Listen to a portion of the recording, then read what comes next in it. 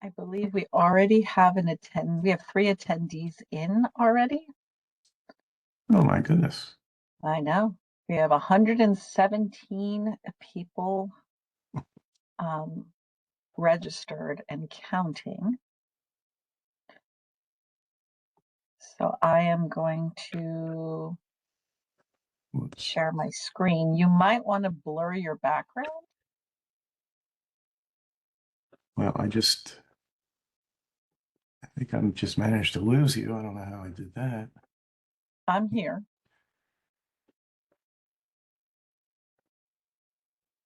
You should now be seeing your slide presentation. I don't see squat right now.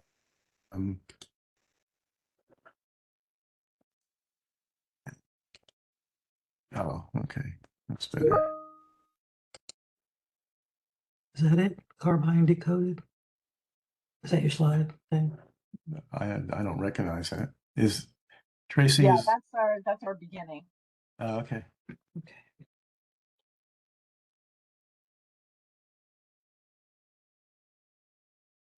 Are the attendees able to participate at this point? I don't know. I have this question for you. If I hold this up, do you see it correctly? Consumer Reports 2026 best and worst. Okay, so you can read it. Or yeah. And I can, yeah. Or if I go like that, you can see it. I see a lot of dots and scribbles. Yeah. Perfect. That's the way we like it.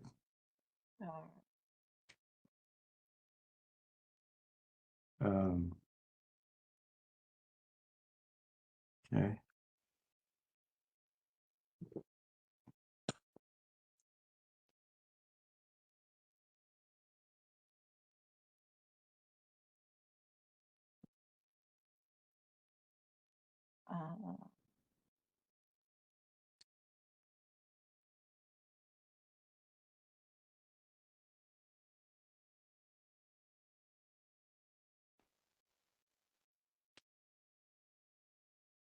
So do you have the PowerPoint is behind this screen right here? You should be able to see the screen. Do you see it? Not see the slides? No, I don't. What do you see? I see Carbine Decoded Basics to Advanced. Yeah, that's your slide. So can you advance it one or something? Yeah, so you see that's the beginning. So we just added our initial title, and then so I'll talk for a couple minutes, and then I'll kick it off to you, and we're off to the races. Okay. Now let's see. So I see. I can make this bigger for me. Okay.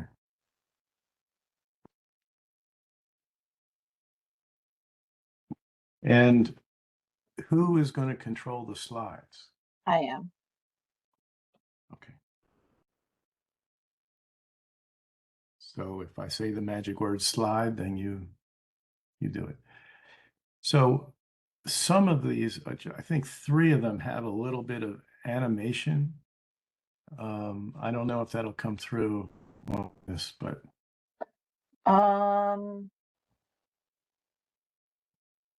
Then let me make sure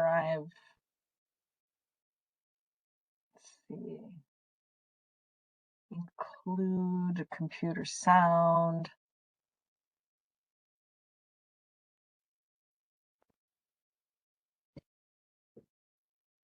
Okay. Include any audio. no, it's not audio, it's just motion. Right.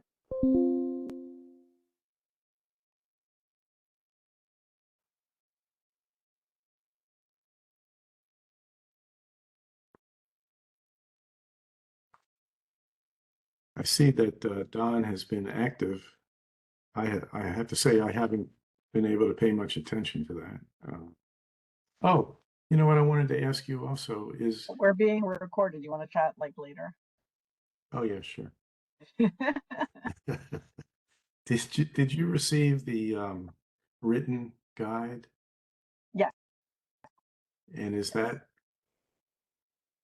what do you wish to do with that? We can share it with everyone who registered. So we can talk about that afterwards and see Okay. if you're good with that. Okay. Well, you can mention that in whatever remarks you want to make.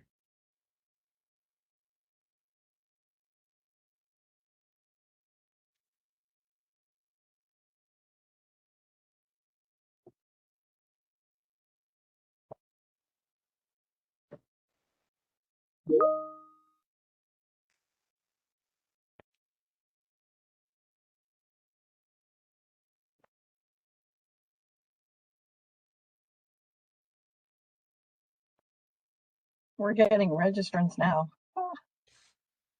It's a popular topic.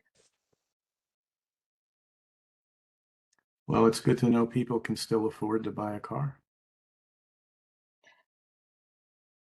Hi, Ms. Rakes. I see you emailed about your mom not having an invite. I would check her spam filter. It may have gone there, but the system automatically generates the invitation link.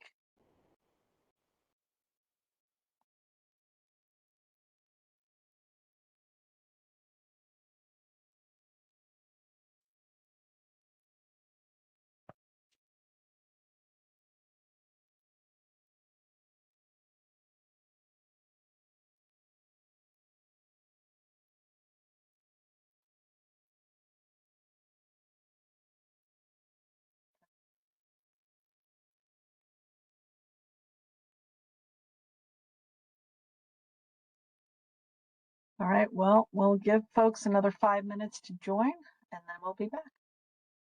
Very good.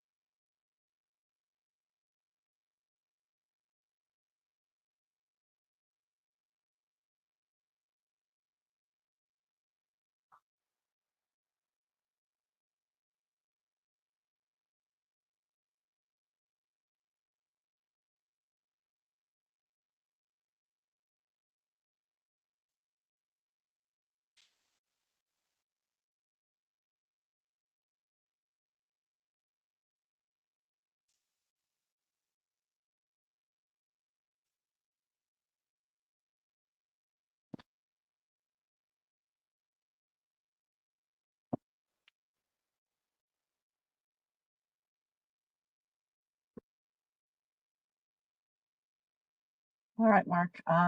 Given how much information you have, I'm going to start this now. And so thank you and to everybody for joining us for Car Buying Decoded. My name is Tracy Resvani. I'm with the Howard County, Maryland Office of Consumer Protection. And for those of you who don't know us, we are the Consumer Protection Agency for Howard County. We handle your disputes with merchants, whether they're here or in another state or sometimes in another country. And we also handle landlord-tenant disputes. Our staff is available by phone, in person, email. Sometimes we get a fax or a letter still. And our job is to enforce the consumer protection laws of Howard County. We do a lot of outreach and education programming, so feel free to invite us. And we also license and regulate peddlers and solicitors and trespass towing companies. It's spring, and that means folks are going to be coming door to door. Please ask them for a copy of our ID that we have issued, and if they don't have one, please get their business card, let us know, and then we can contact their employer. So this month is not only Financial Literacy Month, it's also Fair Housing Month, and every Tuesday this month we've got a landlord-tenant webinar, and the next three are next week is about the Tenant Bill of Rights, and basically all of your rights and obligations under the leases. And the 21st, we're going to talk about Rental Assistance 101. And closing out the month, it will be about fair housing. And our Office of Human Rights and Equity will provide that presentation. So without further ado, I wanted to introduce Mark Steinbach. I have known and worked with Mark for quite a number of years, and he is a retired attorney and a consumer advocate. And what he doesn't know about the car buying experience, it probably fit a thimble, if anything, because so we're very excited to host him to provide this program. And so, Mark, I am going to turn it over to you. Thank you, Tracy. Hello, everyone. This evening, I am looking forward to talking to you about buying a car. It's good to know that people are still interested, that they have enough money to consider buying a new or used car. So here's what we're going to cover today. Slide, Tracy.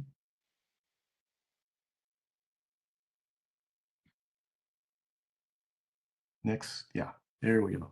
That's what we're going to cover. First, we'll talk about how to find a vehicle that's affordable, safe, and reliable.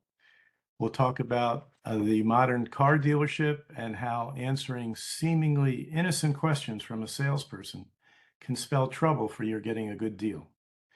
We'll also cover each of the ways dealers profit and what you can do to save money. Part of that involves setting yourself up for negotiations over price, and we'll have a number of concrete things that you can do. Part of this is there's always a battle for control. Dealers want to control every aspect of your presence at the dealership. And on our part, as consumers, we want to do what we can to control the discussions and negotiations. Slide, please. Oh, well, before we go, Tracy, these are the essential things that we'll be looking at.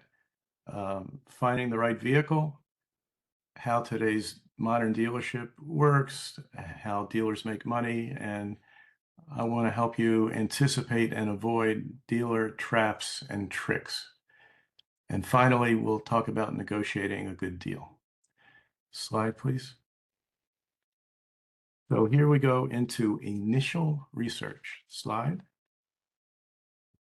So what features do we most need or value? And that's entirely up to you. For some, it's safety, reliability, fuel economy. If you have a young teenage driver who's beginning to get on the road, do you want a car with particularly advanced safety features? There are all kinds of individual considerations, and only you can make that decision. So the next slide, please. Of course, there's the budget question. What can you afford? And oh, by the way, there you will be getting a link to a written guide that has a lot of detailed information. In this hour that we have together, there's not enough time to convey everything that I think is pertinent and helpful for you. So I will be referring to the guide, and you can turn to that for more details on any of these topics. But in the guide, you'll find that there are certain formulas that experts recommend on how you set a budget for transportation at a certain percentage of either your gross or your net income. But you also have to think about all these other potential fees that you'll be paying. Taxes at 6.5%. The title tag and registration fees have gotten much more expensive in the last year. You can see them on your slide right there. But also auto insurance is more expensive and operating costs as well. Slide, please.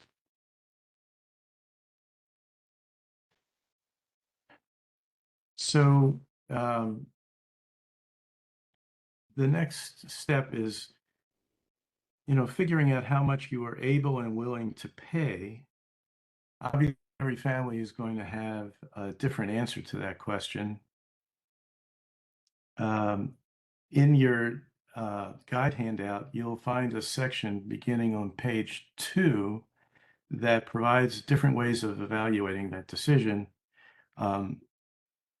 Expenses do keep going up, and the government revenue definitely goes up. So the guide will give you a clear picture of the costs that you need to consider. Many of you may have read Michelle Singletary's column in the Washington Post. She's the personal finance columnist. She says that if you can't afford the monthly payment on a 4-year-old loan, look for a cheaper car. slide, please. So, I'm sorry, Tracy, go back, please. There are two kinds of buyers who take out loans. One group negotiates the cash price of a car and lets that determine the monthly payment. The other group is comprised of what dealers call, quote unquote, payment buyers. Payment buyers feel that if they can handle the monthly payment a car dealer offers, they'll take the deal. I'm sympathetic to that approach. I mean, you've got to be able to handle your monthly payment. Dealers, however, love payment buyers. If someone lets a dealer keep them focused on a monthly payment, they likely won't pay attention to what the loan is going to cost them in interest charges, and that can be costly. Basically, the longer anyone's loan is, the more they pay in interest charges. The shorter the loan, the larger your monthly payment. In these days, when the cost of cars has gone up so high, along with everything else, many folks feel they have no choice. You know, currently about 21% of all car buyers are taking out 84-month loans. That's 7 years, which is longer than some cars last. Next slide, please. So please don't get too hung up on the monthly payments you see here, other than to note how the monthly payment amount goes down as the loan extends longer. But look at what happens to the total interest charges you pay when you take out longer loans. Let me see. Okay. I was hoping I could manipulate this, but apparently not on WebEx. Okay. So if you were to take out the 48-month loan recommended by Michelle Singletary, interest charges over the course of a 48-month, 6% interest loan will add up to about $6,300. But if you take out a loan for a total of 84 months, the interest charge jumps to over $11,000. And if you look on the right side of this slide, if your loan was at 10% interest, you'd pay an additional $5,800 in interest for the privilege of extending your payments, as you can see. But note that the total interest charges for 6 years at 10% would be uncomfortably close to $17,000, and at 84 months or 7 years, close to $20,000.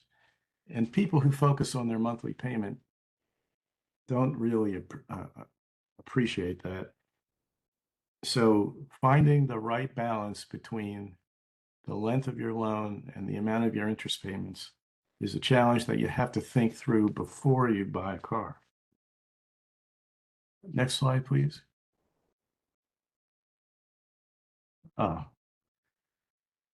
That is in the wrong place. Go on to the next one. Very good. Okay. So where do you start looking for a car? In my experience, the single most useful resource is Consumer Reports, which is this magazine that you see pictured in the slide. It publishes a monthly magazine that's readily available on newsstands. Every year, it's March, April issue. It's an annual issue devoted exclusively to automobiles.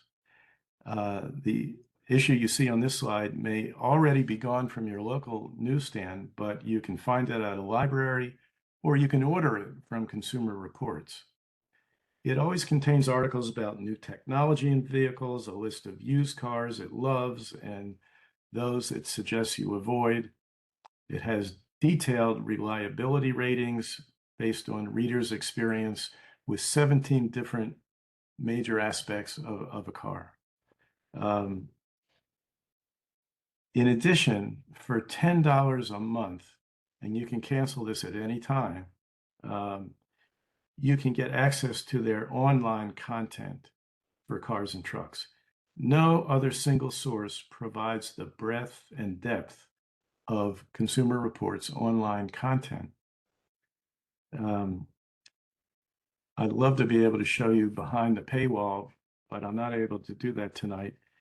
But it has all kinds of extensive information. On the online version, you can put, if you're looking for a used car, let's say an 8-year-old Toyota Camry, you can put in the year, make, and model, and you'll get the full report, which includes a long road test, owner satisfaction, reliability. It's about the best thing you can find. Okay. Shall we go to the next one, Tracy? So here are some resources in addition to Consumer Reports. In the upper left-hand corner, you'll see fan clubs, and these are good for both evaluating safety and reliability. If you just Google, put the name of the car that you want, and you say add the words fan club, it will bring up all kinds of things. Fan clubs exist. These are peopled by folks who own these cars. They've been living with them for years, and they can give you the lowdown that you won't get anywhere else. YouTube always has reviews on vehicles. There are all these magazines that you can drown in all the information that's available. Okay, we can go on to the next slide. I want to just drill down briefly on safety. Of course, Consumer Reports has all kinds of safety information. There are crash tests that the government runs, crash tests that the Insurance Institute for Highway Safety runs. The links to those results, those test results, are in your guide. But it's also important to check the government website to be sure there aren't any open safety recalls. That means an unperformed safety recall. One of the reasons that's important is that there are some recalls for which there are no repairs currently available. You don't want to buy a car that you can't fix. So avoid those for sure. And of course, especially when you're buying a used car, you should have an independent mechanical inspection before you actually purchase the vehicle. You make your purchase, you sign a purchase order, but you include on it a provision that you have the right to cancel the purchase in the event that the inspection proves to be unsatisfactory. Next slide.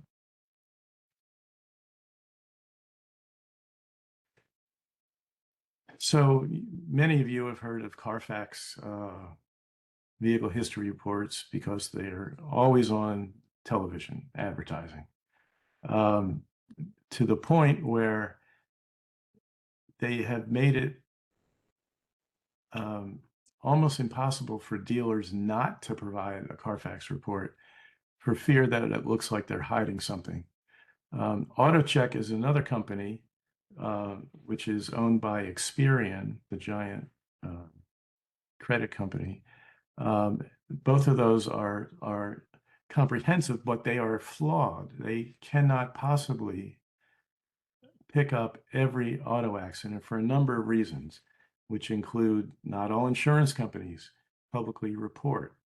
There are large government fleets, and there are large rental car fleets. They are self-insured, and they don't report.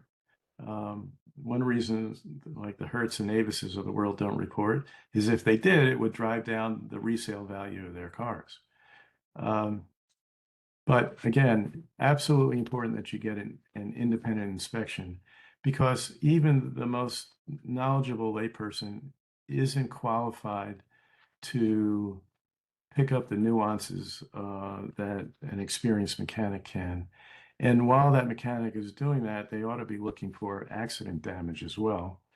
Again, because these vehicle history reports don't always pick up that data. Next slide. So I've always thought that safety and reliability are probably the two most important factors for a family's purchase of a vehicle, which is why tonight and also in the guide pay a lot of attention to these factors. Just to show you,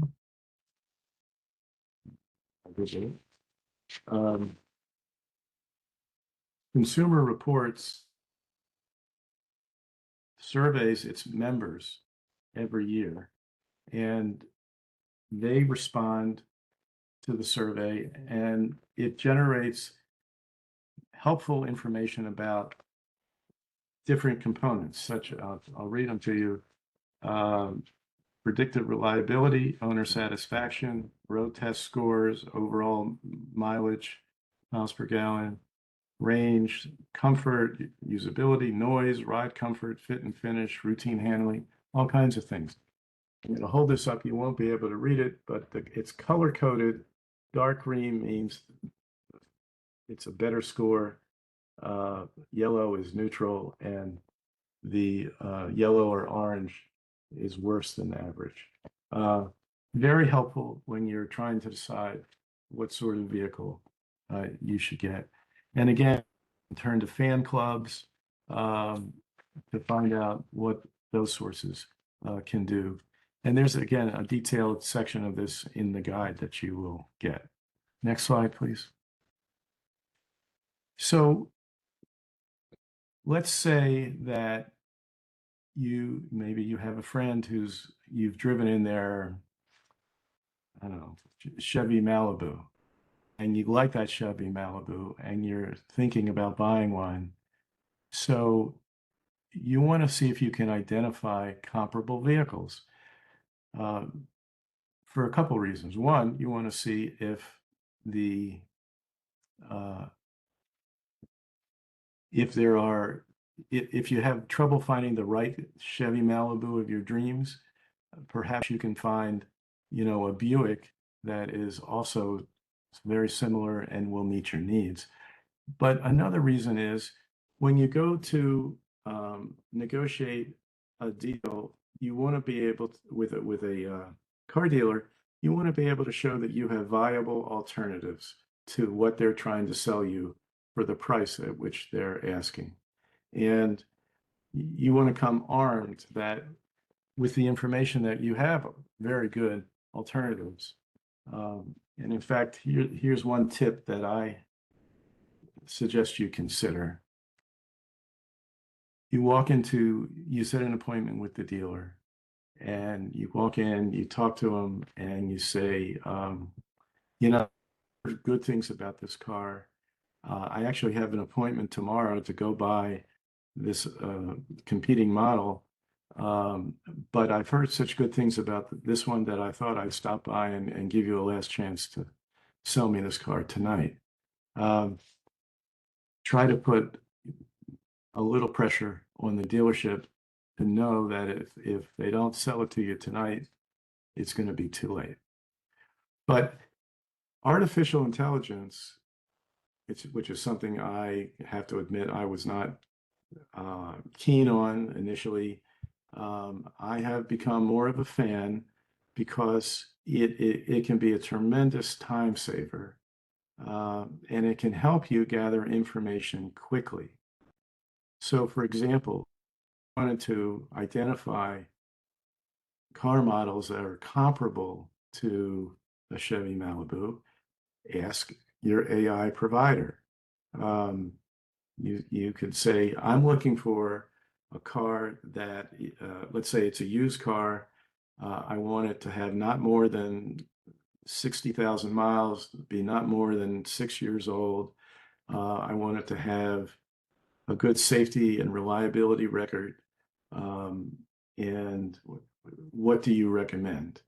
And it will produce a list of cars that you may want to consider. You know, if you're looking for an SUV that will handle 5 family members, a dog, and luggage, you can put that into your AI provider. You know, the ones that I'm most familiar with, and this is not an endorsement of them, but Google has something called Gemini AI. OpenAI has something called ChatGPT. There's Perplexity. There's Copilot. There are a bunch of them. And you can even ask AI, what are the strengths and weaknesses of the respective AI agents, and you'll get an answer. It's pretty amazing. Okay, next slide, please.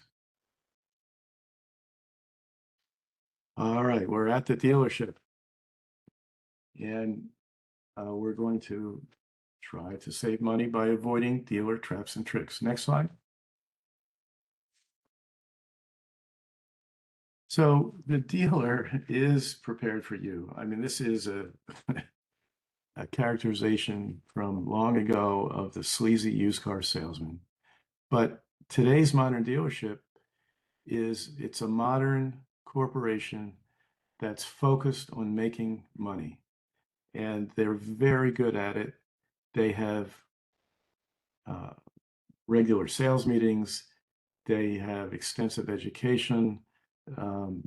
They are ready to handle you when you come in the door. And, you know, just to review the way a car deal usually works, you come in, you test drive the car if you haven't already, and the salesman will start negotiating with you. If you are able to reach an agreement on the price, then the salesman will introduce you to what's called the finance and insurance manager, who will write up the paperwork on your deal, but also critically will try to sell you, they're going to offer to sell you all kinds of other products that offer a very high profit for the dealership. These are things like extended warranties, road hazard products that will fix your tires or wheels if they're damaged in a pothole or something like that.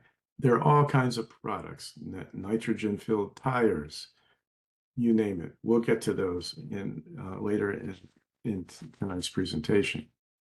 But when you walk into the dealership, you have to be prepared to respond in a way that will not harm your ability to get a good deal. Can we do the next slide, please? So, okay, the first one is, what kind of monthly payment are you looking for? That's a perfectly sensible question for a salesperson to ask you. Do not answer it, because if you do, the salesperson will convey that information to the finance and insurance manager, called the F&I manager, and they will know that you're a monthly payment buyer. And they're delighted to have monthly payment buyers in their dealership, because it's easier to obscure the total cost of interest charges, and it's easier to sell you these additional products that make them additional profits. So the real answer to something like this is, I'm not focusing on my monthly payment. What I am focusing on is the total cost of the car. That is, what's my all-in cost? In the trade, this is called the out-the-door price. What price do I have to pay to drive this car out the door? And we're going to get to that in more detail later on. And there are strong reasons to not disclose the kind of monthly payment you're looking for, but you'll still be able to get it. Another question you'll often get is, let me have the keys to your trade and get it appraised, you know, to save time. Well, That's a mistake. I would not give them the keys unless and until you have reached an agreement for the purchase of the car. And this is the reason. There are two separate transactions. The dealer wants you to buy a car. The second one, you want the dealer to buy your trade-in.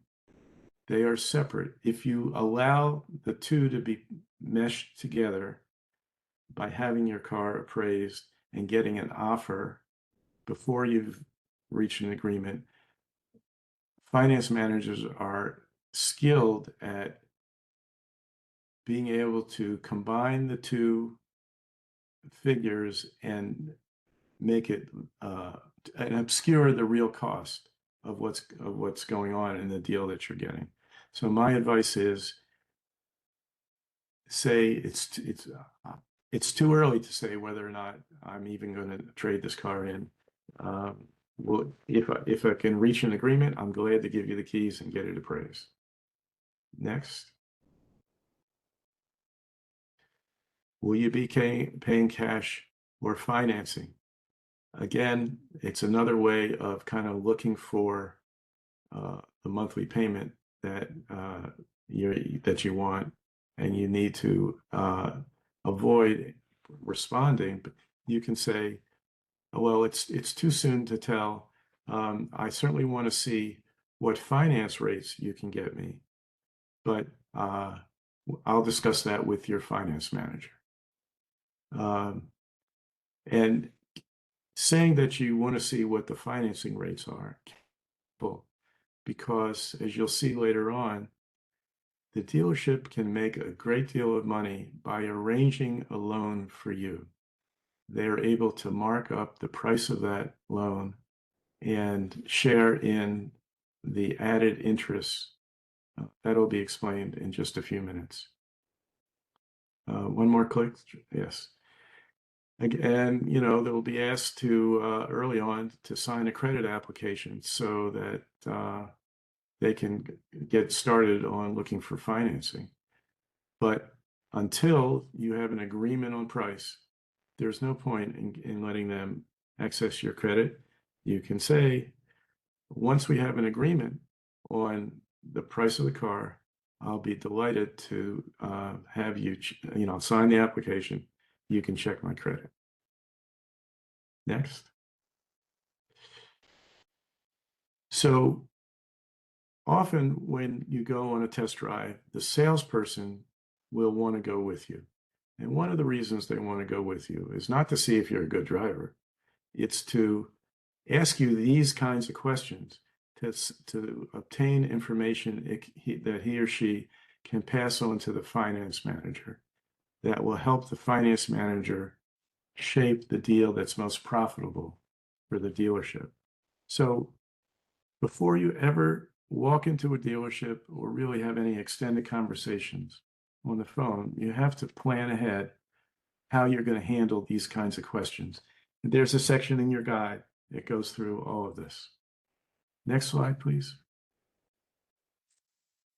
So now we are going to talk about the 5 ways dealers, the primary ways they make money on a sale. And I'm not going to go through them. You can see them here, but we're going to take them one by one in depth. So let's go to the next slide. So let me get my notes here.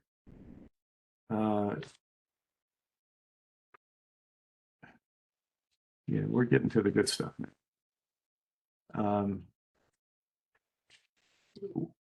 How do dealers make money by arranging a loan for you?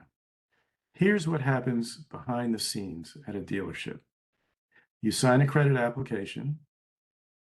The dealer sends it out electronically to many of its multiple financing sources, as you see there. Each responds electronically with a document that tells the dealer how much that financing source is willing to loan to you and on what terms. The dealer then studies all responses and usually picks the one that's best for the dealer, not you. If that doesn't upset you, let me say it again. The dealer usually chooses your loan and only tells you about the loan that's best for the dealer. But it gets worse. When the financial source responds to your credit application, it will give the dealer what's called the buy rate. The buy rate is the interest rate the finance source is willing to accept. But that financing source also allows dealers to mark up the buy rate so that dealers will have an incentive to accept its offer. Typically, dealers will mark up the buy rate, the interest rate on your loan, by 2 percentage points, but the markup can be anywhere from 1 to 3%. This is called the sell rate, the rate the dealer wants to sell to you. Then the finance manager will tell you something like, I've got good news. We got you a great interest rate, only 7%. But what the dealer isn't telling you is the financing source was willing to approve your loan at only 5% at the buy rate. The dealer does this because it typically shares in the extra interest charges that the financing source allows. This can be many hundreds of dollars, or in the case of an expensive vehicle, thousands of dollars. You can save real money by arranging your own vehicle loan before you go shopping. By cutting out the middleman, in this case, the dealer, you can often get a better rate than the one offered by the dealer. So I encourage each of you who will want a loan to apply for pre-approval of a loan from a credit union or a bank. There are 3 basic reasons. First, you'll get a financial institution's view of what you can afford, which may differ from your own analysis or desires. Number 2, it will tell you what interest rate you qualify for, which will help you calculate your monthly payment, as we'll see later. And third, if the credit union or bank offers you a better rate than the dealer, you ask the dealer to beat the rate, because if not, you'll just get a check from the credit union or the bank and pay for the car that way. So that's a very sensible thing for you to do. I encourage everyone who needs a loan to apply before you go into the dealership. And if you're going to be looking for an auto loan, I recommend you consider joining a credit union if you're not already a member.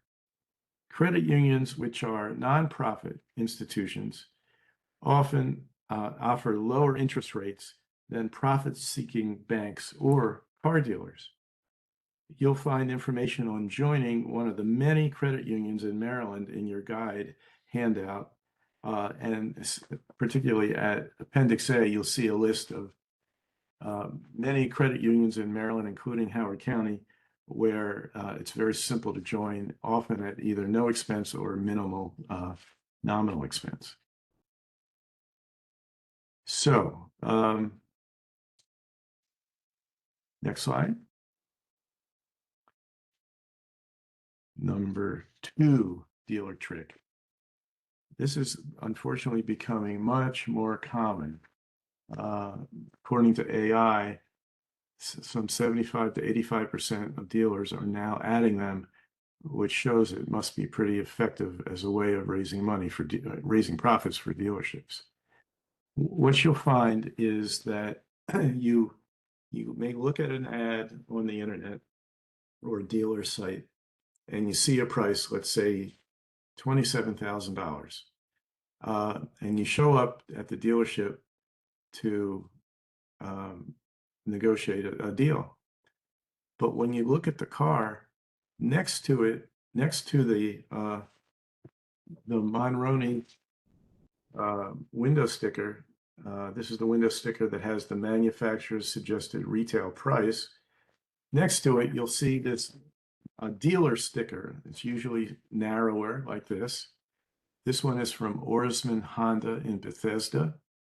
And on it, the dealer can add whatever products it wants to your car.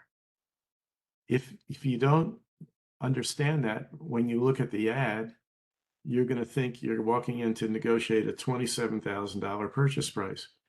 But here, the dealer is adding $2,295 to what the sticker price was.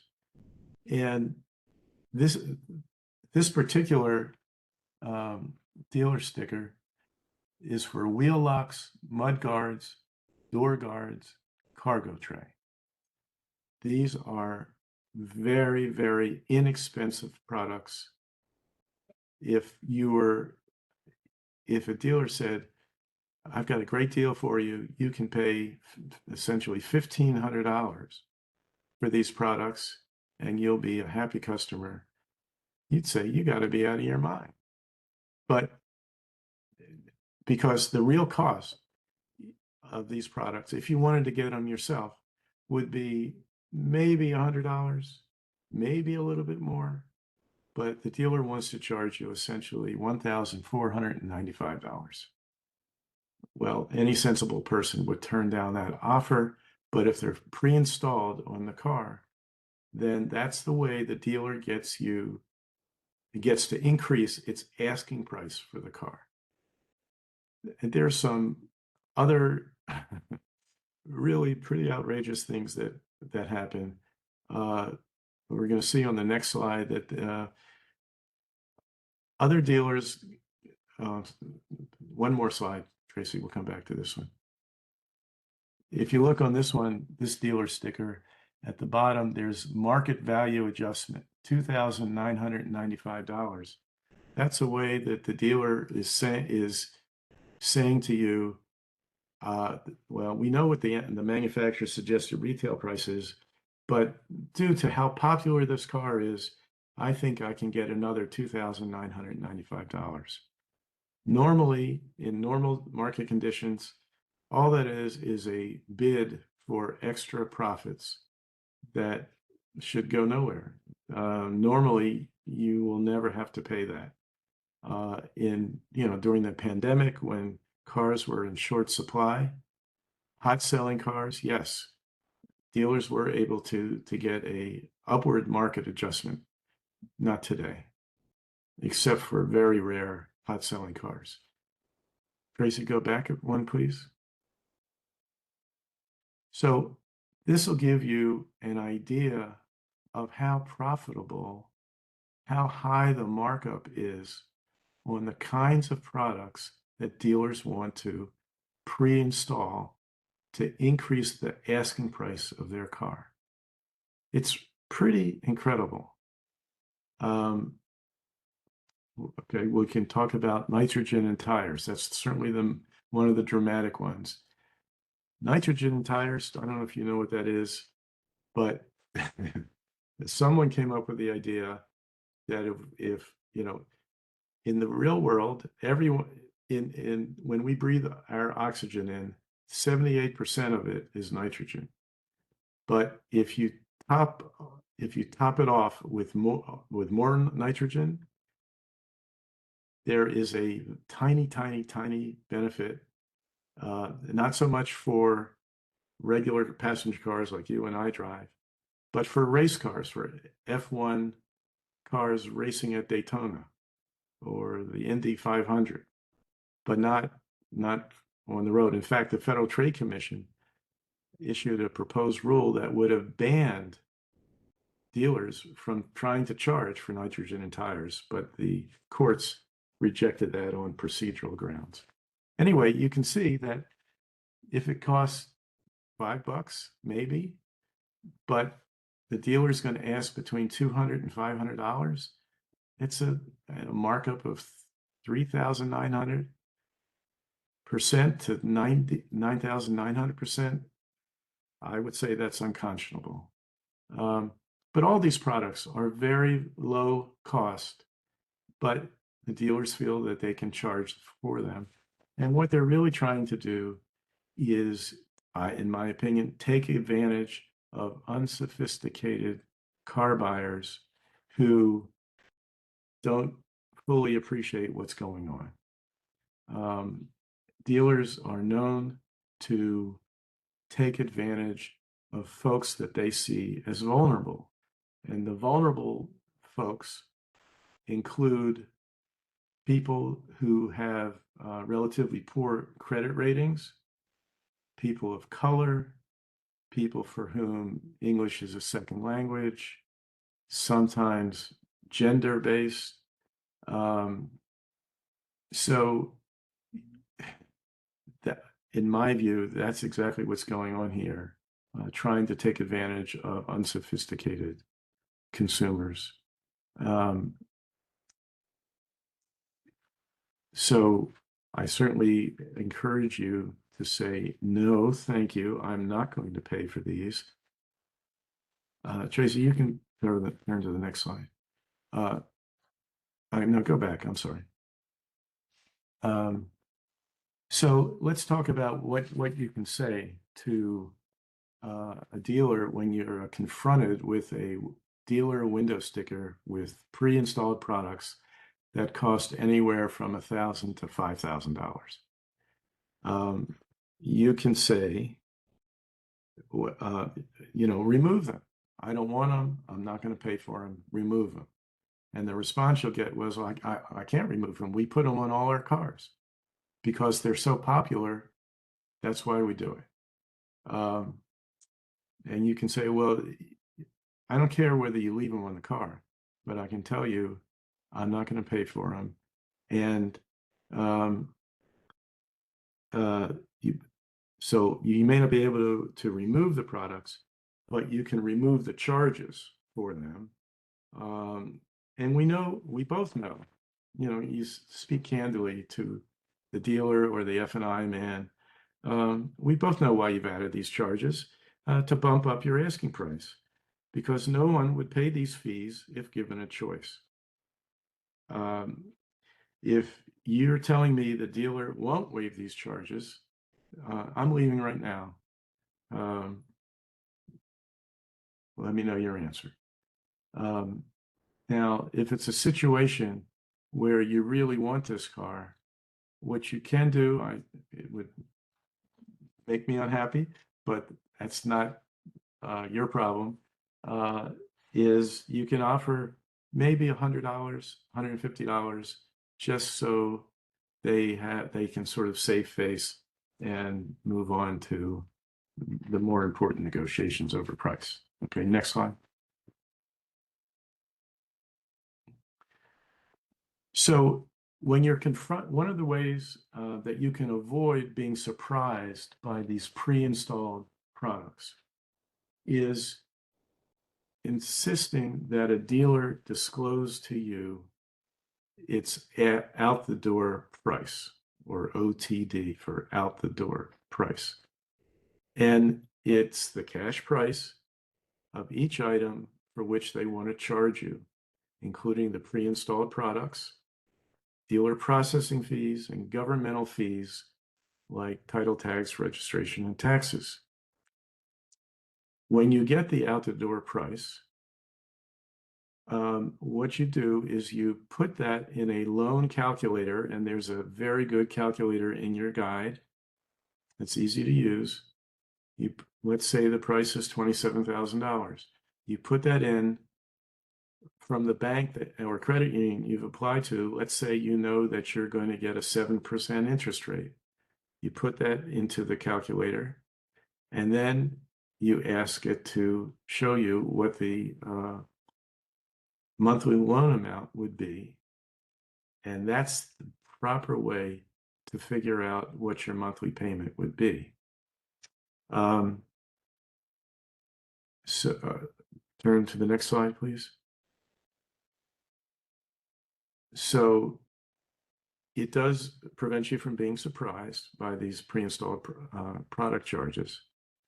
But the way that you can most effectively solicit the out-the-door price from a dealer is by email. Everybody emails dealers these days. And you ask for an out-the-door quote. Once you get it, you can then email other dealers asking, saying, I've been quoted this price by a local dealer. What can you do for me?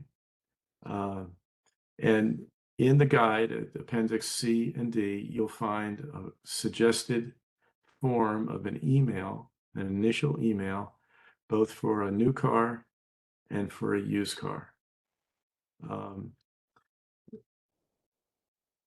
This is an efficient way to go about the business of trying to find a dealer who is going to be sensible about prices.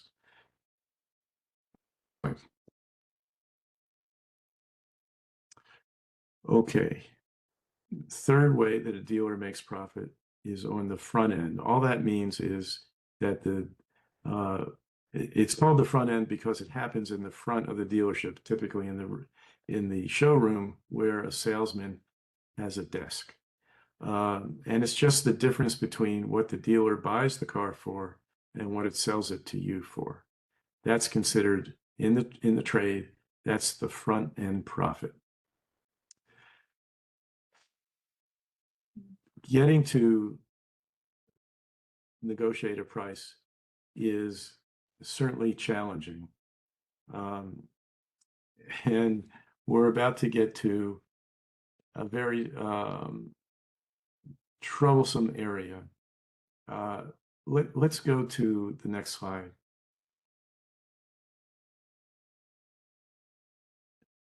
Okay, so in an effort to minimize their profits by minimizing the asking price, you send these emails asking for out-the-door pricing. You ask other dealers to beat it. There are price guides that I'm about to discuss with you, but you have to realize that they are not entirely objective, that they tend to favor the dealers who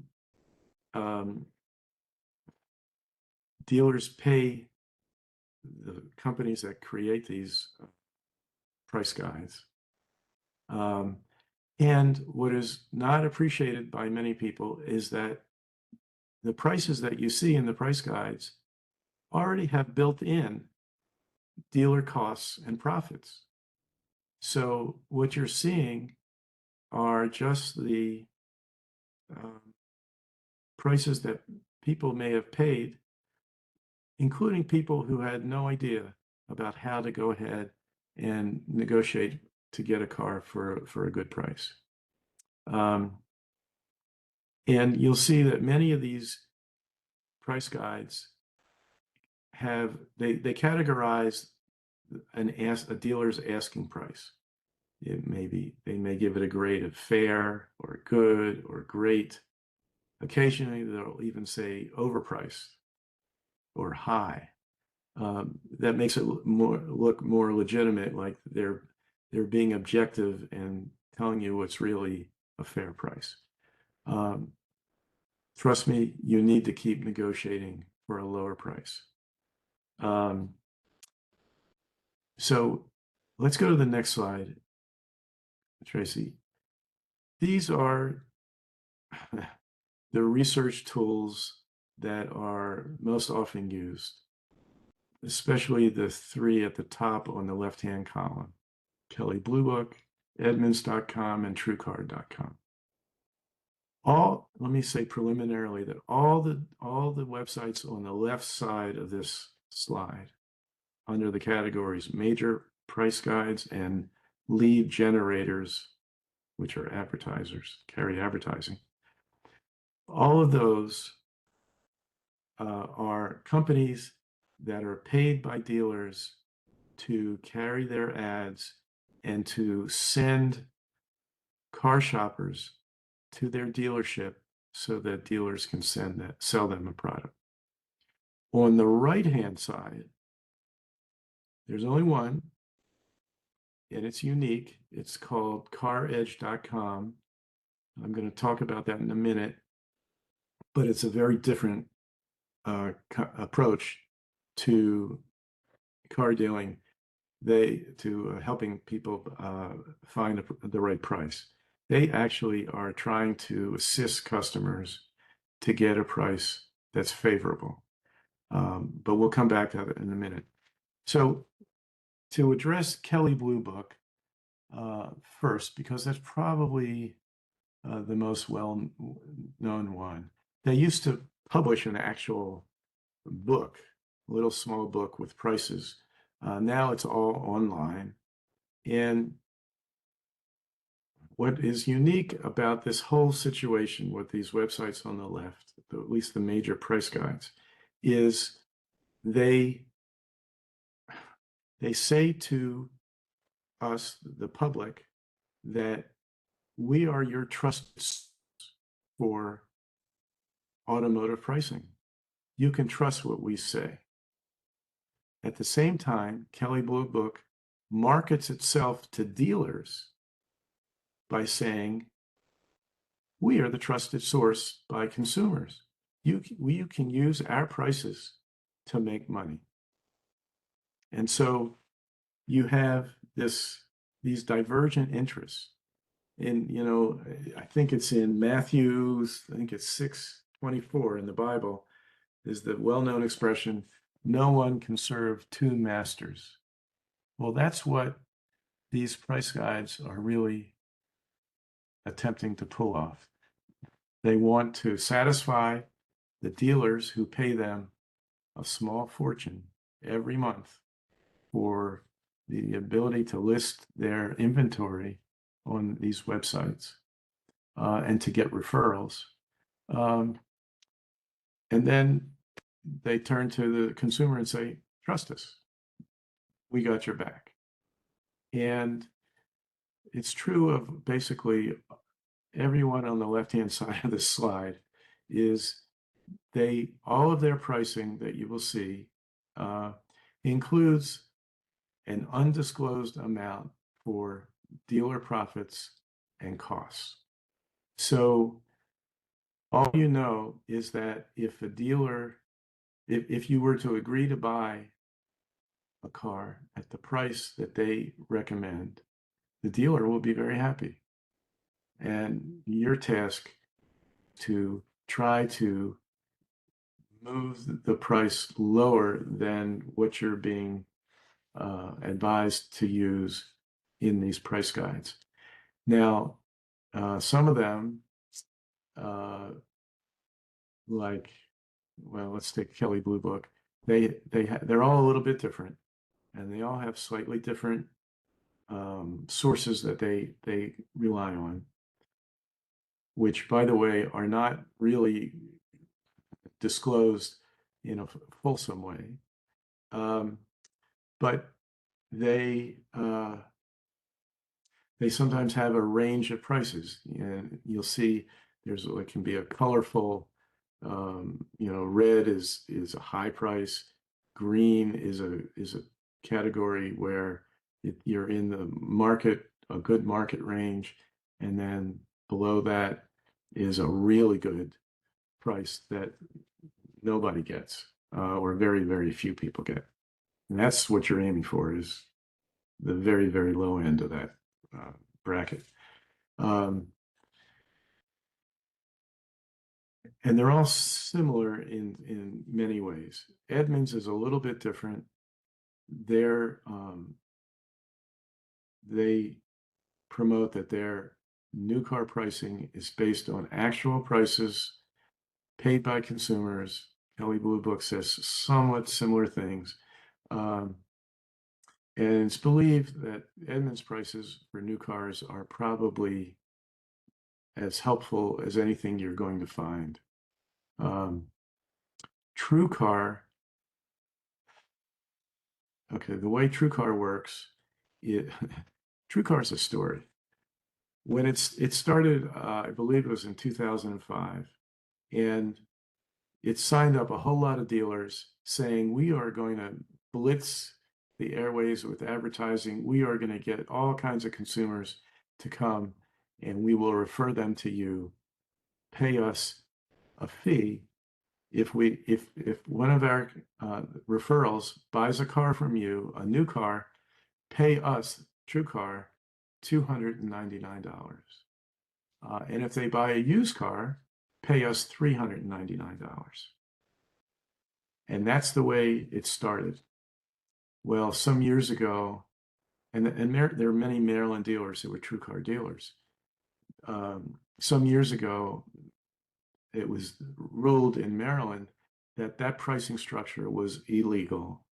And now in Maryland, what happens is that car dealers pay a monthly subscription fee to be eligible to get these referrals from TrueCar.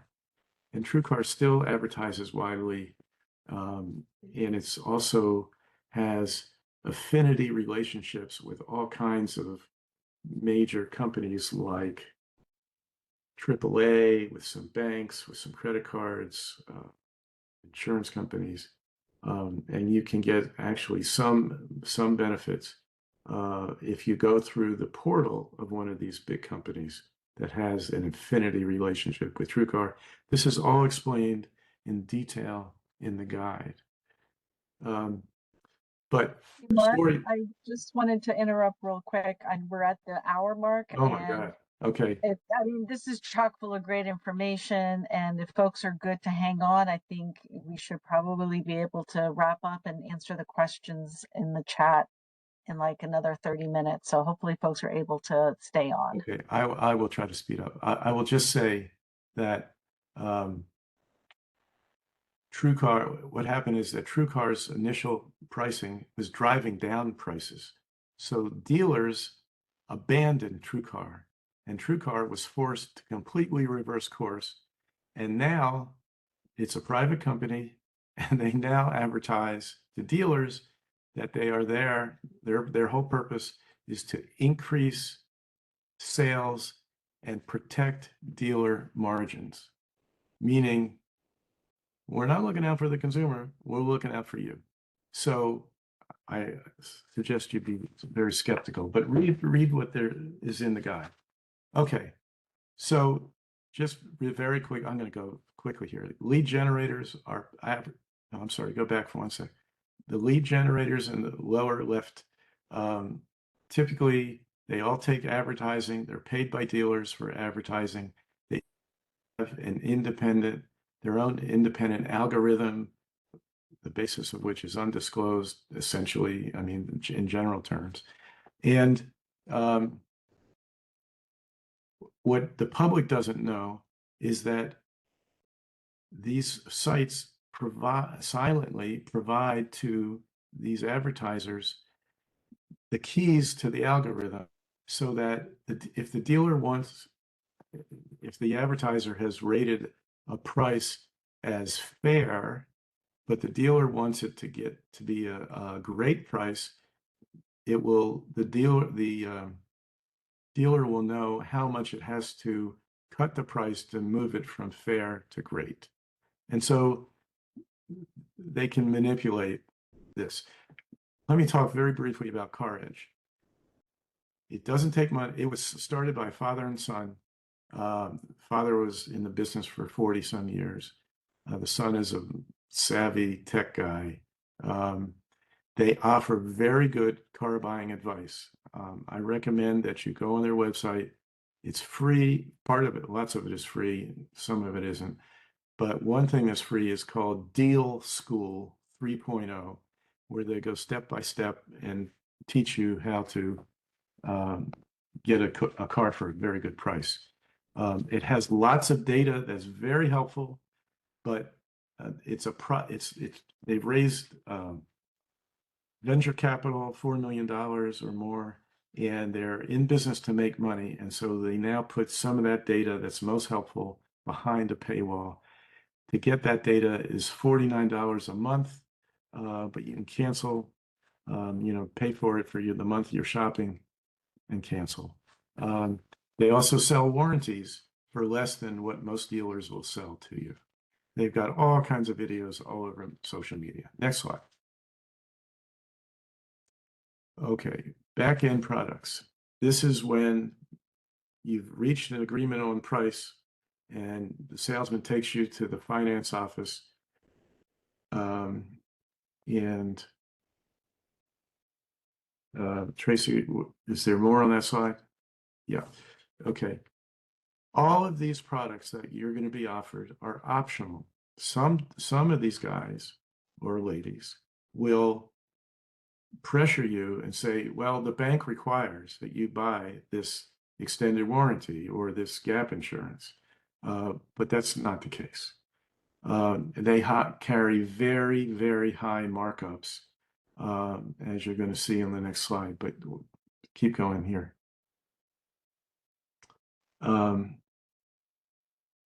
In the guide, there's a detailed list of what these products are, but the guide also shows you where you can get these products for less.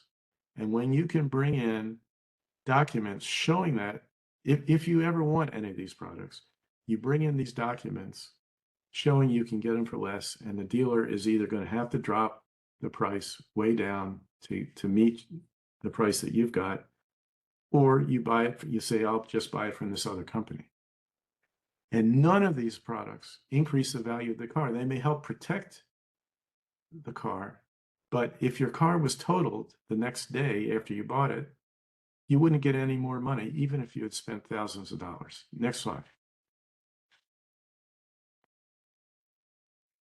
This will give you an idea of, this is from AI, of what these profits look like, the difference between the dealer cost and what they're asking for. These are just asking prices. If you want one of these prices, you can and should negotiate. And the best way to do that is to have done your homework using the guide, which will help you find the sources that'll get you these products for less money. By the way, credit unions and banks often will provide extended service contracts, extended warranties in the vernacular. And by the way, gap insurance is often already included in your insurance policy. So before you go to see a dealer, if you're interested in gap insurance, then you can ask your insurance broker to find out the answer for you, and then you don't need it. So there are all kinds of suggestions in your guide that are very practical, that will have the concrete steps you can take to really save money. Next. You should be aware that sometimes managers, finance managers, put together what's called a menu of these various products in columns. And if you look on the left, you'll see the preferred. Who's it preferred by? It's preferred by the dealership, because it's going to raise much more money than the value. You know, if you go across the top, value, basic, or economy. So what I want to draw your attention to is that, let's go to the next slide so you can see better. This is at the very top of that menu. We'll go back. You'll see that there is a selling price mentioned, and the key one is base payment, $236.91, and the term 60 months. Go back one slide. If you can look up at the top, and you'll see that is there in small print. At the bottom, you'll see prices for these various columns, and you'll notice that there's no cash price for any of these products. They don't want you to think of the cash price. They want you to focus on the monthly payment, because if you're a monthly payment buyer, you may be able to find room in purchasing some or even all of these products. Never negotiate these products or anything else based on the monthly price. You have to ask for the cash price, which they do not want to give you. Because if you see, for example, that an extended warranty, this extended service plan, is going to cost you $3,000, That's a lot of money. And you're going to be paying interest on that for the whole length of your loan, in this case, 60 months. So it really adds up. And you have to go into the finance office with your eyes open and really be on heightened alert. Okay, next slide. You can skip the next one.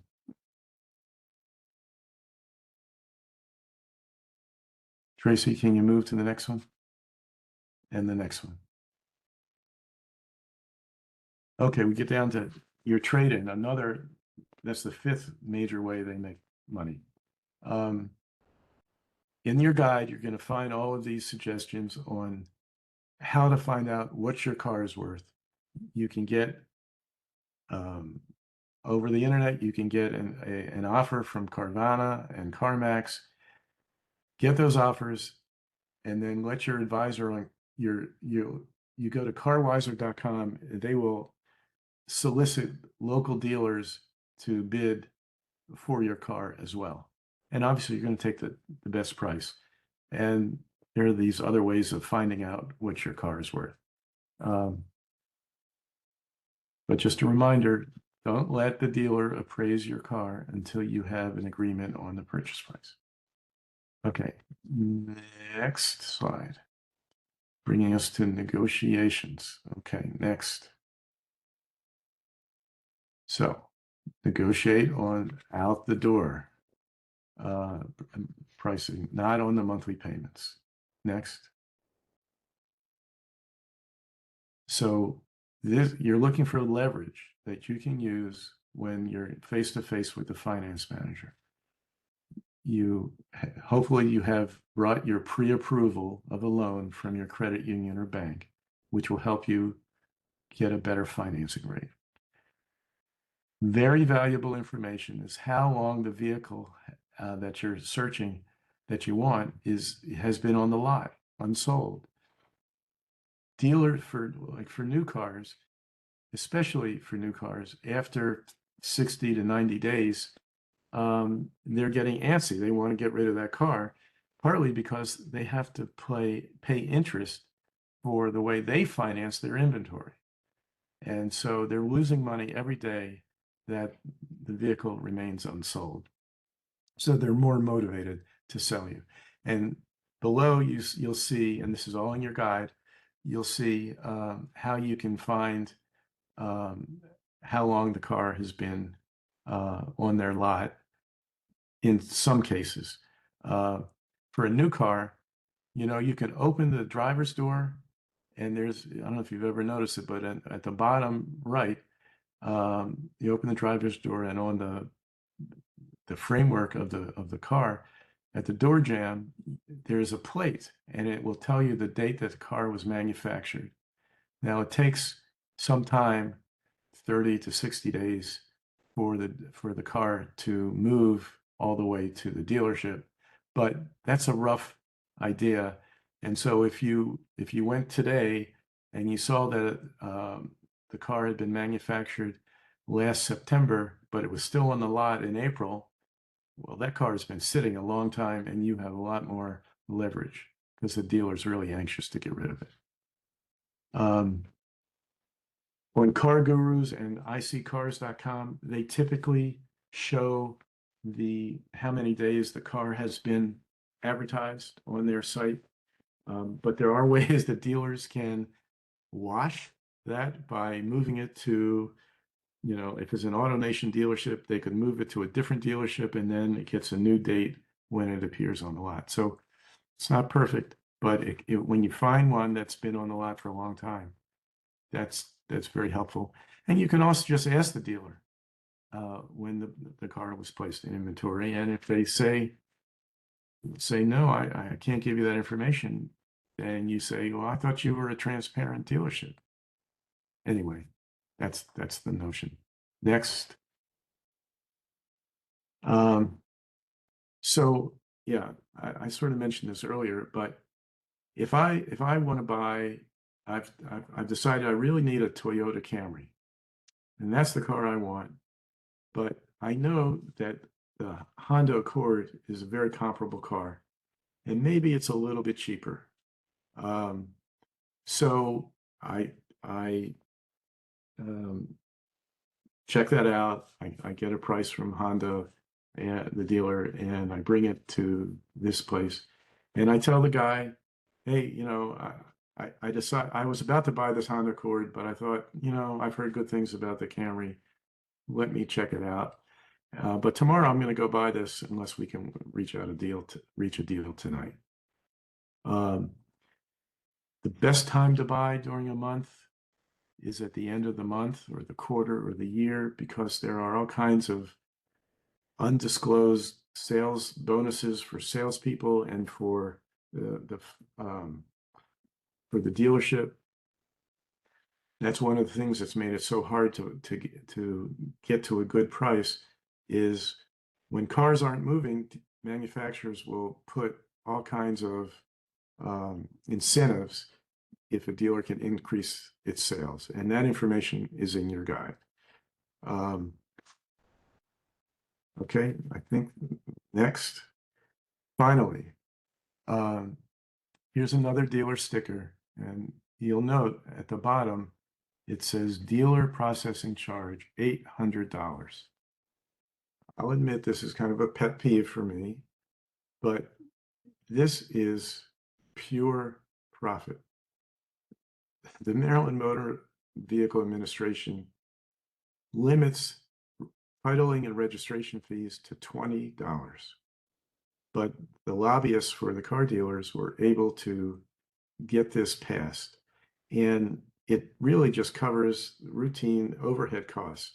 You're not charged for, the cup of coffee that they give you, or for the electricity the dealership buys, or there are other routine costs, their personnel costs. But for processing the paperwork, they want to charge $800. Well, they're required by law to tell you that that this charge is not required by law, meaning it's negotiable. And you can say to the dealer, well, this is all in your guide, but you can say to the dealer, look, in good faith, I'm here to negotiate this. It's not required by law. It's obviously far in excess of your actual costs. Dealers will say, well, I'm sorry, it's already pre-printed on our paperwork. Well, that's okay. It can be pre-printed on the paperwork, but they can reduce the purchase price by either $800 or a lesser amount that you negotiate. Okay, next. Yeah, don't forget that you can always get up and leave. And that's what dealers fear the most, because they know if you leave, you ain't coming back. And the dealer next door, or around the corner, is going to get your business. So when push comes to shove, if you're not happy, or if you ever feel pressure and that kind of thing, just get up and leave. And you've learned, you've gotten more experience, and the next time you go through this process, you'll be a wiser shopper. I think that's it. So if there are questions, Boy, Tracy. howdy, are there questions? All right. Let's start from the top. First and foremost, everyone will get the guide who registered. They're very, very interested in that. Question 1, is leasing a better option? If you're the kind of person who likes to get a new vehicle every 3 years, it can be an option. The disadvantage of leasing, another advantage is if you're leasing a new car, you get all the latest safety features, right? And that can be very helpful, especially as people like me age. We appreciate every advantage we can get. When you lease a vehicle, you are leasing it during the years when it will depreciate the quickest. So you're essentially paying for that depreciation. When a lease is uh, structured, there's a residual value that is set by the financing source that's going to receive the payments. And if they realize that in 3 years this car is going to be worth only 50% of what it's worth today, then your lease payment is going to be inflated by the amount of that depreciation. And so leasing often will give you a lower payment initially, but at the end of 3 years, you have no equity in the vehicle. You turn it back in and you start all over again. If you buy a car, you keep it for 7 years, and your loan is for 48 months, that car is going to be worth multiple thousands of dollars, and you can use that for the down payment on your next car. So on a long-term basis, buying is cheaper. Short-term basis, leasing can get you a lower payment in many cases. If you're going to lease, sorry, I didn't add all the leasing information, but I knew we would never get through it in an hour. There are a number of things you have to look out for in a lease. The number of miles that you're allowed, which is negotiable. The price of the lease will go up or down depending on how many miles you want. And miles that, if you exceed the mileage, typically that's very expensive miles. So you have to watch out for that. Leases do generally include gap insurance, which gap insurance pays the difference between what your car is actually worth in the market, which is what an insurance company says it is, versus what, if you're buying it, what the bank says it's worth, what you still owe in your payment. All that's in your guide.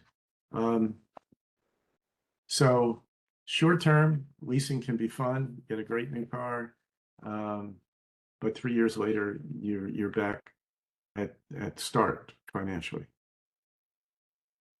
And next question we have, should one consider buying a used car from a car rental company? Well, an advantage of doing that is that prior rental vehicles are worth less than comparable cars that have not been used for short-term rentals. That's because surveys show that 90% of the public wishes to avoid buying a short-term rental car. And that's for reasons like, if you've ever been on vacation and rented a car, let's say you're in Florida, maybe you drove it on the beach. Maybe you're in the mountains, you drove it off-road. They're driven hard. Kids spill all kinds of stuff in the car. There are all kinds of problems with short-term rentals. And I'm glad this was brought up because Carfax will tell you what they think the car is worth. Carfax, like all these other parties we saw on that slide who take money from dealers, Carfax makes a huge amount of money from dealers and very small amount from consumers. It's considered a very dealer-friendly pricing tool, which was why I didn't mention it. But Carfax will take a deduction for both accident damage and for short-term rentals. In my opinion, that deduction is not sufficient. The actual market value is less than what Carfax indicates. The argument is that these rental companies should they have an incentive to properly maintain the car, to do the oil changes when recommended, etc. But on the other hand, these cars are sometimes out on rental for long periods, and if the oil change is missed, it's missed. When it comes back, maybe it gets done. But you know, if you are going to buy a, you know, all these rental car companies have lots where you can go and buy directly there, but insist on seeing the maintenance records so you can see whether the car was properly maintained. And always check the VIN number on the rental records to make sure it matches the car that you're looking at on the rental car lot. There have been many cases where dealers, you know, switch. They give you good records for a bad car, or they'll give you a Carfax for a different car. So, you know, I'm very, very skeptical of dealership integrity, and you just have to be very careful about that. Of All course, right, not all dealers are bad. Sorry. Are sellers required to allow an independent mechanical inspection? They're not legally required to do it. However, if they refuse to do it, that's a red flag. You know, they're asking you to pay thousands and thousands of dollars for this car. You're a good consumer. You don't have money to waste. You don't want to invest in a car that has problems that will haunt you for the next, you know, 5 or 10 years.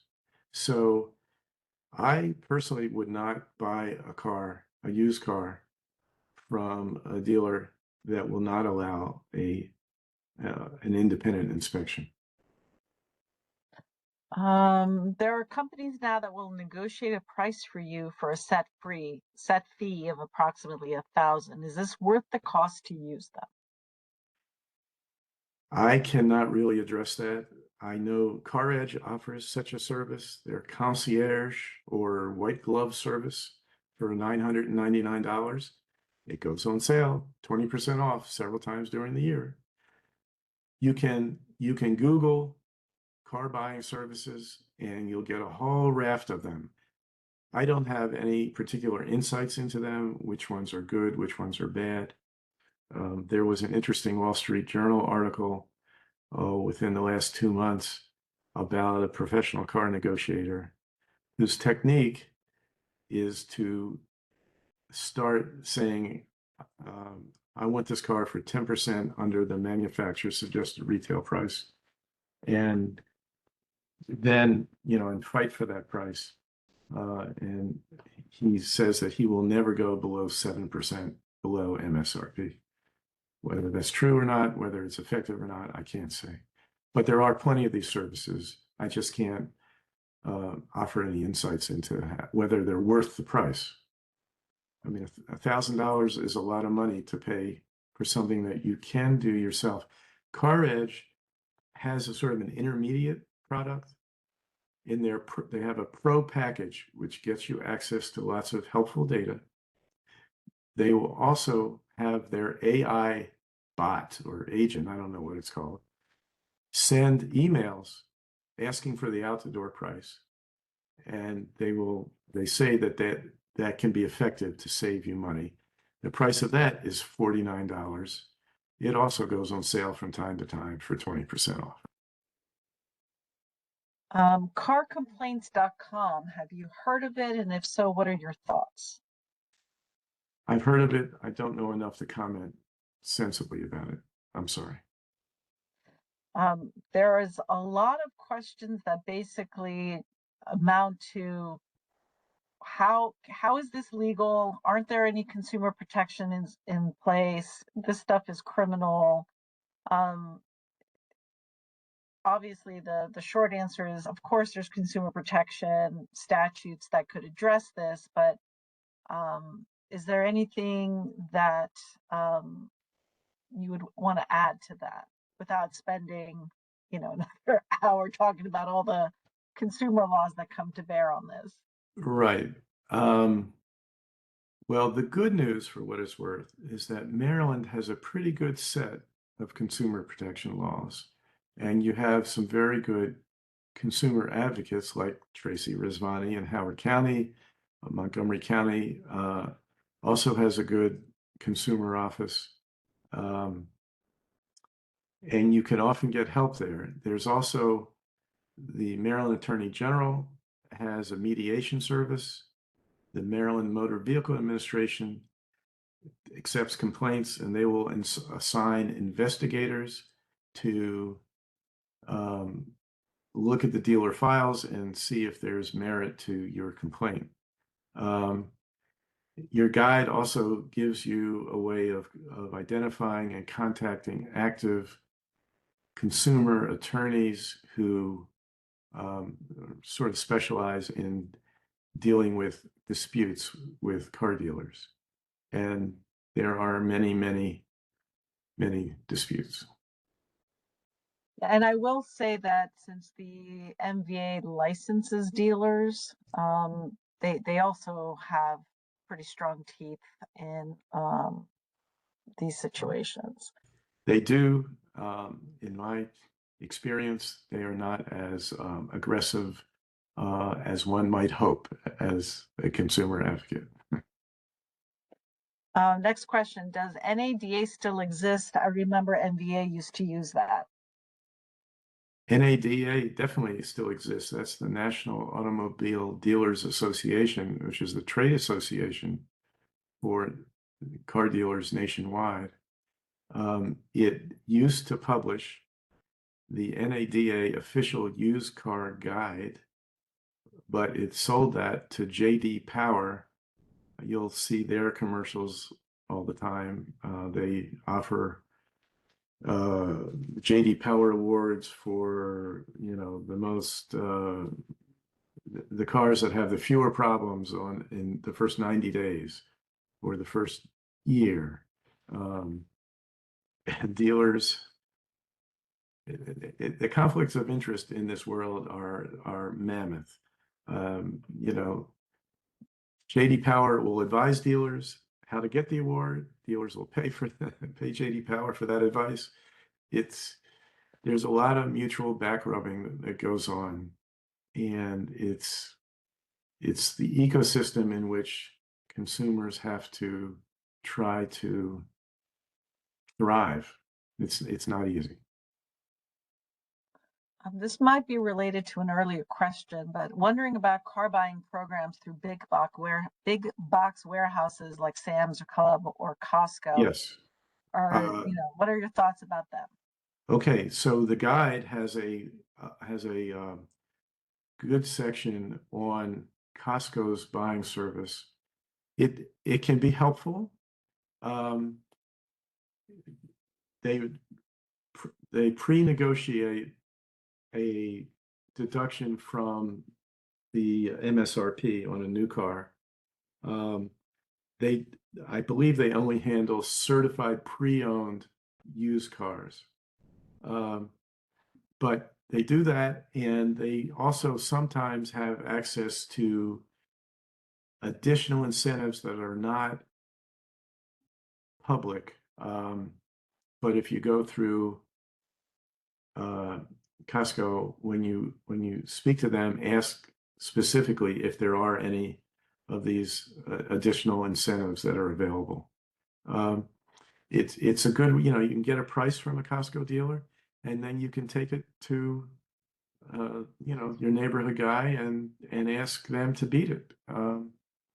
That's the one of the beauties of the out the door price request. If you send emails, you get a response. If you can't rely on the price guides the way that we all would wish, which is my view, what you can do is try to rely on the market. And the market is, if dealer A says my price is $27,000, and you show that to dealer B, and they say my price is $26,500, and you take that to dealer C, and they say $26,000, that's our best offer. Well, that's how you negotiate. And that's how you can reduce prices in the real world. What about the dealers that say they have menu or set pricing, kind of like the old Saturn model that they don't negotiate? There are genuine no haggle dealerships. In this area, the Fitzgerald Auto Group is one. I'm sure there are others. I believe some of the Sheehy dealerships also are no haggle. So I believe that if the dealership has integrity, they stand by that statement. They will not negotiate the price, the advertised price for the car. However, if you have a trade-in, I believe that you can use that as a way of effectively getting more for your, getting the car that you want for less by getting a bump in the in price beyond what the market price is. Last question, I think it was prompted by the first question, which was the lease conversation. Is it ever worth it to put money down on a lease? I would say no. One thing you need to understand about a lease, I'm glad this came up, is leases are different. When you buy a car, there's the annual percentage rate, interest rate, and that shows up on your loan agreement. In a lease, there's something called the money factor. And to translate the money factor to interest rates, you have to multiply it by a factor of, I'm trying to remember it. I have it somewhere. It's either 240 or something like that. Ask your AI provider how to translate the money factor rate in a lease to an annual percentage interest rate. And that's how you can tell. And the money factor is often negotiable. You can negotiate for a lower rate. And also, if we're talking leases, dealers, what you should do is you negotiate a price for the car. Let's say price is $27,000. Be careful that when you look at the lease agreement, the dealer hasn't increased that to, let's say, $29,000. When they put it in on a lease, it's called a capitalized cost. And there's no reason. If the car is $27,000, putting up at $29,000, it's just added dealer profit, and there's no legitimate basis for it. I'm sorry, what? I got carried away. What was the basic question? Is it ever worth it to put money down on a lease? Oh, yeah, I don't think so. One reason is if you drive out and the next day your car is totaled in an accident, that money is gone. Whatever down payment you put down is gone.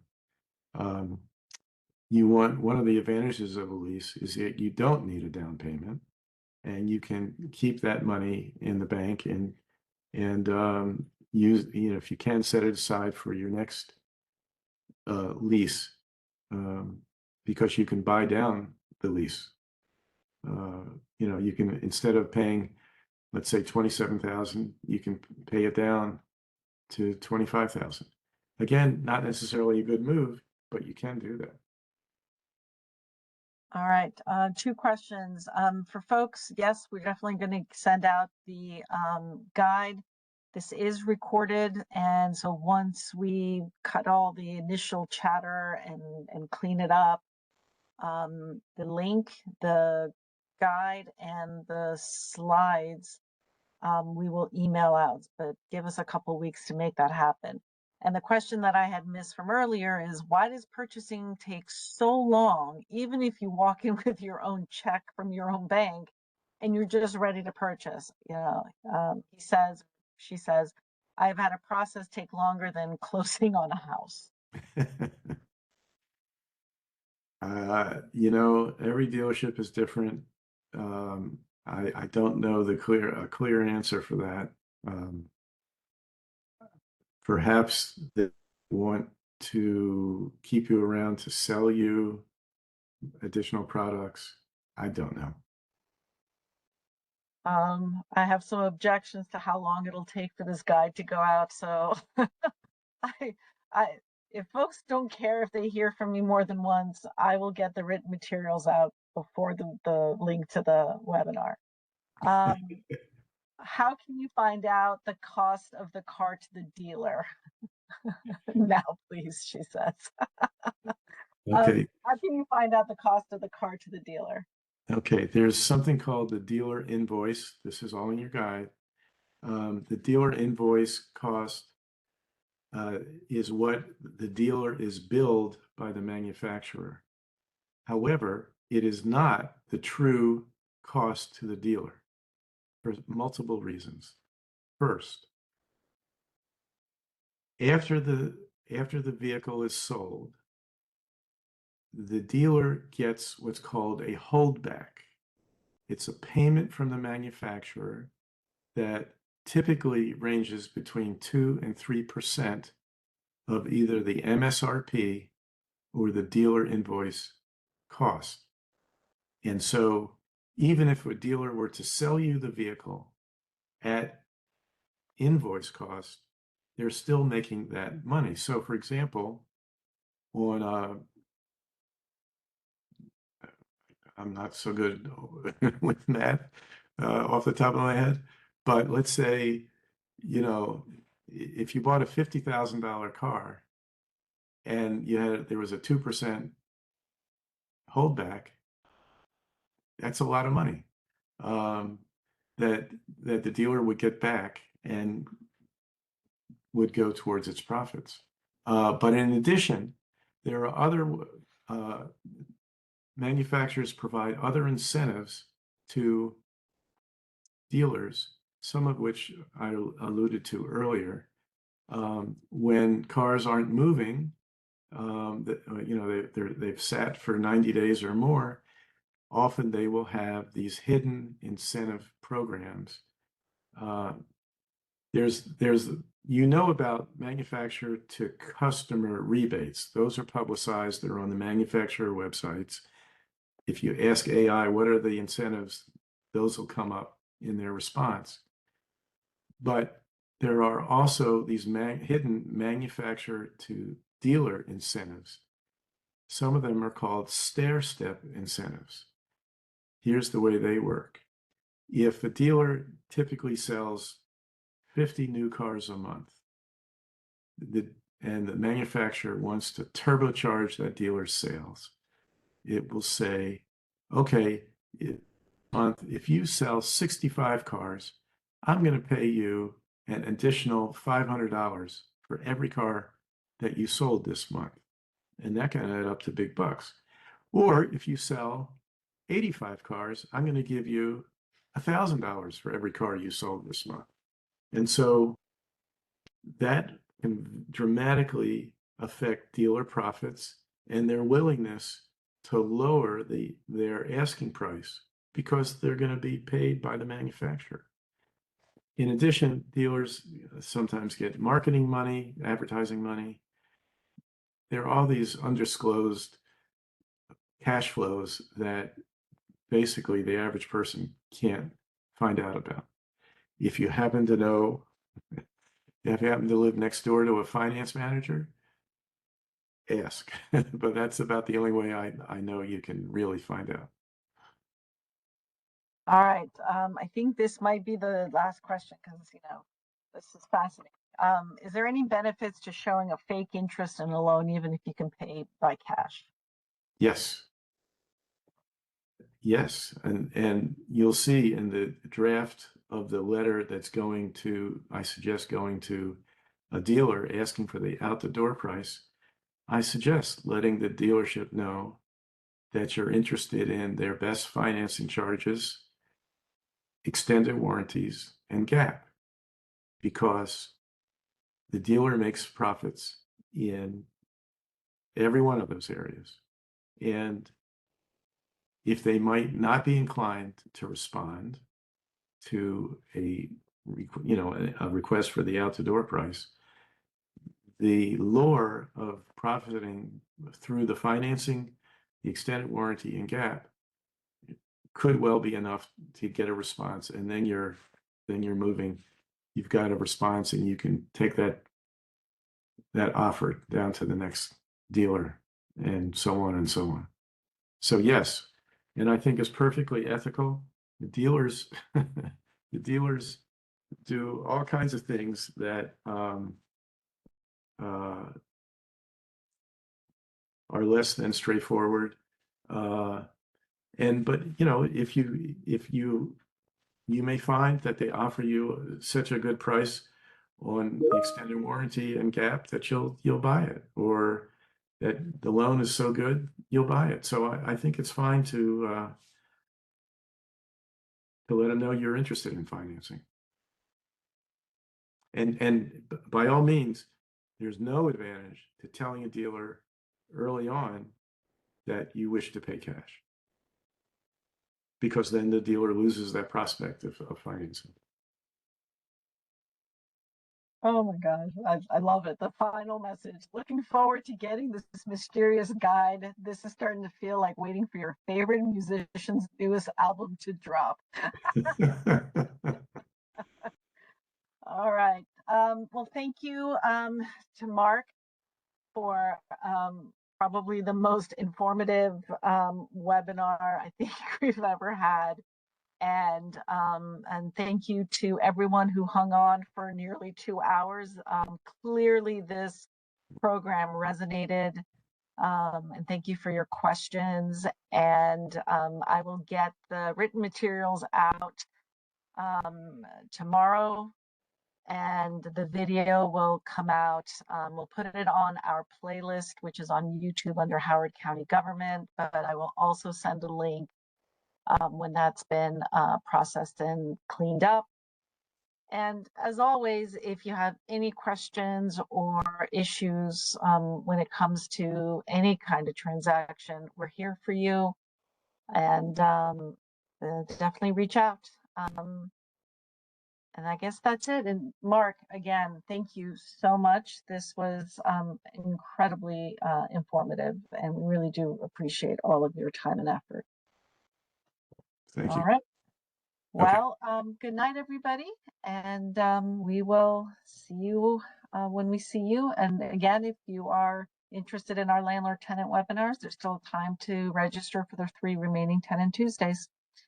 Thank you and good night. Good night.